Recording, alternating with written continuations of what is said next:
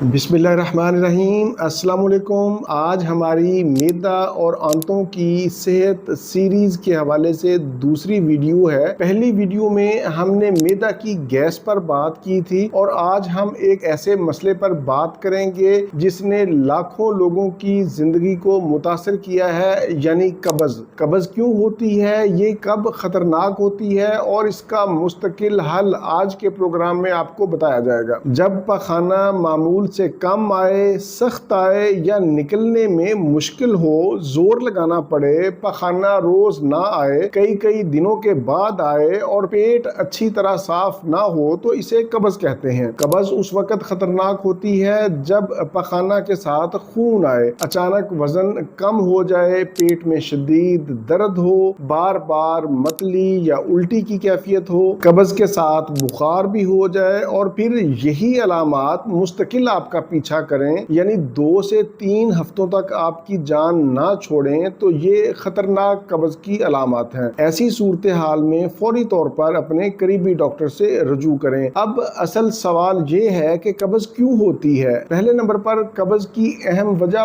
पानी कम पीना। जब जिस्म में पानी की कमी होती है तो पखाना खुश्क और सख्त हो जाता है। दूसरे नंबर पर फाइबर वाली अशिया का इस्तेमाल कम करना, जैसे फल, सब्जियां या फिर सलाद वगैरह। फाइबर की कमी से भी आंतों की हरकत सुस्त हो जाती है और नतीजतन कब्ज़ की शिकायत हो जाती है। कब्ज़ की तीसरी अहम वजह सारा सारा दिन, सारी सारी रात बैठे रहना, कोई जिस्मानी सरगर्मी ना होना, मतलब वॉक या एक्सरसाइज का ना करना, इस तरह से भी आंतों की हरकत सुस्त हो जाती है। आजकल हमारा लाइफस्टाइल भी कुछ इस तरह का ही है कि हम सारा सारा दिन बैठे रहते हैं, हमारे पास एक्टिविटी के लिए टाइम ही नहीं होता, जिसके नतीजे में कब्ज़ हो जाती है। अगले नंबर पर कब्ज़ की एक और अहम वजह यह है कि पखाना को बार बार रोकना, मतलब जब आपको पखाना की हाजत हो उस वक्त वॉशरूम ना जाना। ये हम बहुत बड़ी गलती करते हैं। ऐसा करने से आंतें पानी को दोबारा अपने अंदर जज़ब कर लेती हैं, जिससे फुजला सख्त हो जाता है। 5वें नंबर पर ज़हनी दबाव, टेंशन,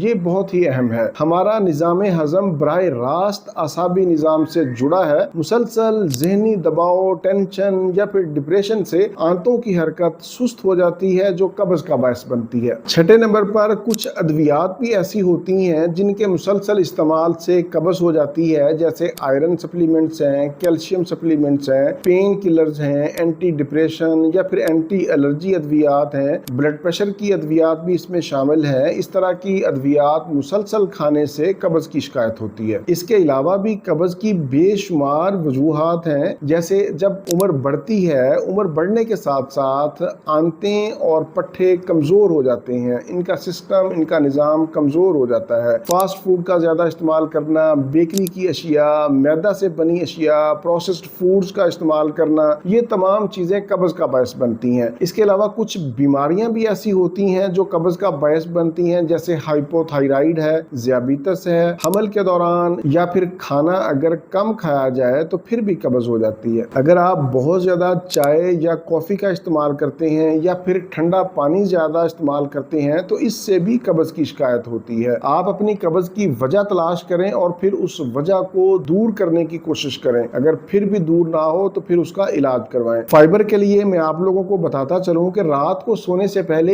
1 से 2 चम्मच छिलका इसबगोल दूध में डालकर इस्तेमाल करें। छिलका इसबगोल को दूध में डालकर 10 से 15 मिनट पड़ा रहने दें। जब ये फूल जाए तो फिर पी लें। फाइबर के लिए छिलका इसबगोल बहुत ही कमाल की चीज है। रोजाना 10 से 12 अदद गिलास पानी के जरूर इस्तेमाल करें, खा आपको प्यास लगे या ना लगे। खाने से 30 मिनट पहले या खाने के 1.5 घंटा के बाद आपने पानी पीना है। खाली पेट रोजाना 30 मिनट वॉक जरूर करें। सलाद, सब्जियां और मौसमी फ्रूट्स का इस्तेमाल करें। रात का खाना कम खाएं, अपनी नींद पूरी करें। अब हम चलते हैं होम्योपैथिक इलाज की तरफ। वैसे तो होम्योपैथी में बेशुमार अद्वियात हैं, आप लोग जानते हैं कि जिनको अलामात के मुताबिक ही इस्तेमाल किया जाता है, यानी हर अलामत की अपनी एक अलग दवाई है। लेकिन आज के प्रोग्राम में मैंने आप लोगों की सहूलत के लिए मजमूई अलामात को देखते हुए एक बेहतरीन नुस्खा तरतीब दिया है। आज के हमारे इस नुस्खा में 3 अद्वियात हैं। पहले नंबर पर नेक्सवोमिका 30, दूसरे नंबर पर ब्रायोनिया 30 और तीसरे नंबर पर एलुमिना 30। तीनों अद्वियात के 5-5 कतरे दिन में 3 मरतबा 1 घूंट पानी में खाने से 30 मिनट पहले या खाने के 30 मिनट बाद इस्तेमाल करें। इस नुस्खा को ऐसे तमाम लोग इस्तेमाल कर सकते हैं जिनको कई कई रोज तक पखाना की हाजत नहीं होती। पखाना सख्त होता है, जोर लगाना पड़ता है, आंतों में खुश्की पाई जाती है, सारा दिन बैठे रहते हैं, बाहर के खाने,